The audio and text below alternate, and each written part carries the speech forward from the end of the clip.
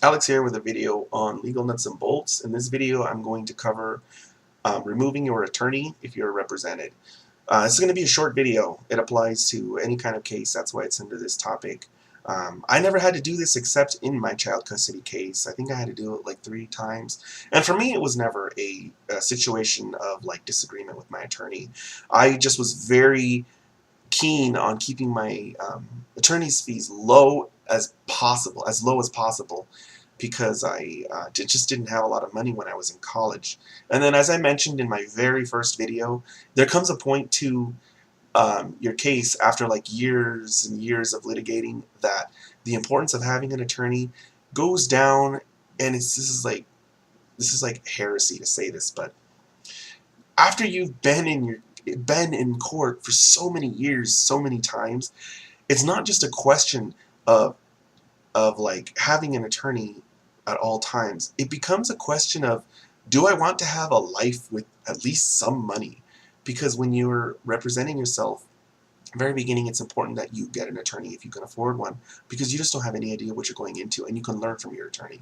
But after like years 6, 7, or 8, it's to the point where if you've been paying for an attorney all that time, you have no life because you have no money because they're so expensive.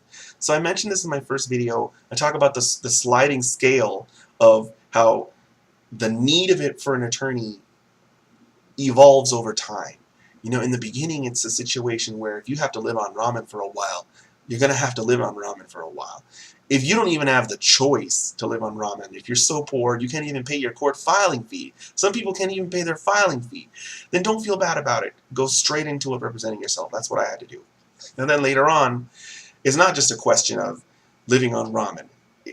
Frankly, after years 6, 7, and 8, you've got to figure this out, because you need to at some point have a life where you're not so poor that you just have to like represent yourself just so that you can stop having no money.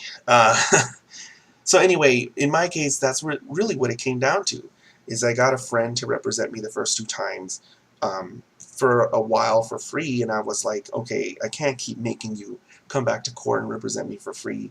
Thanks for helping me on this issue, but I mean, I just can't. I gotta represent myself. I'm not gonna let my friend get dragged through this insane custody case.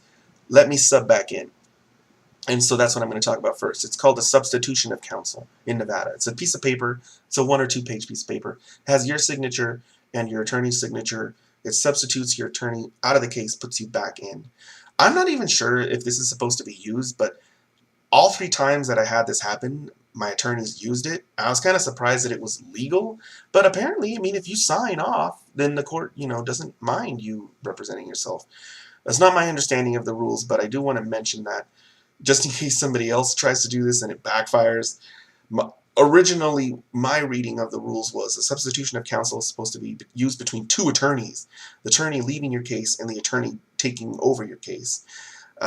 This thing gets signed, and the court doesn't even supervise it. The court doesn't get involved at all. Once that's signed, immediately you have a new attorney on your case, and you move forward with that attorney. Now, as I mentioned, I'm going to reiterate, there were a couple of times when I had an attorney and I wanted to take my case back over, and they used a substitution of counsel. I just want to remind everyone, I don't think this is allowed, but they're doing it and nobody's saying anything. In my case, I was happy to take my case back over without a whole lot of drama. So with that, I'll move on to the other way that you can take an attorney off your case. Oh wait, just a second. So I mentioned that there was a case where I was being represented for free, and my conscience took over and said, no, it's getting crazy, let me take back over. There was also a time when I had to hire an attorney, and this is for the evidentiary hearing on modifying custody, when I needed to get like the dentist in the room and a dental hygienist, and it was just a really crazy hearing. That attorney I was paying, and that was a really expensive attorney. So for that attorney, it was a case of, I want to be able to pay you. I don't want to be the guy that owes you money all the time. So thanks for winning this hearing. I'm going to take my case back over so that I can represent myself on these smaller issues. And then I did end up getting a big bill, but I paid it off, and it would have been an insanely big bill if I didn't take my case back over. So that's another time I use a substitution of counsel. So the other way you can get rid of an attorney is this would be I hear this happens. I'm really surprised though. I mean, typically if you want to get rid of your attorney, you just tell them and they'll do the substitution or they'll file a motion, a joint motion. But there are some people that have told me that their attorney just doesn't return their calls and such. And so as a last resort, what you can do is you can file a motion. And it's in the court rules, at least in Nevada, as to what needs to be in that motion. And it basically is a motion that asks the court to enter an order removing your attorney. I've never had to do this, so I don't really have a lot to say about it. All I know is that you can do this. It is a possibility. If you have an attorney and your attorney makes mistakes or they aren't answering motions and bad things happen, you can't come to court later and say, my attorney messed up, let me have another chance. What you can do is, especially in anything that's not child custody, especially, you are so, for lack of a better word, screwed, and your only remedy would be like a state bar complaint or maybe like an attorney malpractice lawsuit against that lawyer. But now, I mean, you go from losing your main case because of his incompetence to having to open up a whole separate case because of his incompetence. So it's just, if you figure out something's not going, the way you want it to go, don't wait for your whole case to implode. Remove that lawyer, and see what you can do on your own, or see if you can get a lawyer to take over. So with that, I will end this video. If anyone has any questions about this, feel free to leave me comments or send me an email. It's a really bad situation to be in.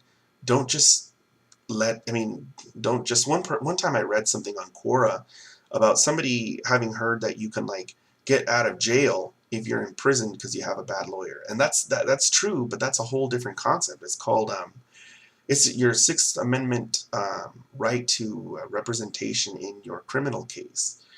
If you're charged with a crime and your attorney is so incompetent that that's why you ended up in jail, you can challenge that. They have it. They usually do it under a petition for writ of habeas corpus, but you can't do that in a regular civil case. You can't do that in your child custody case.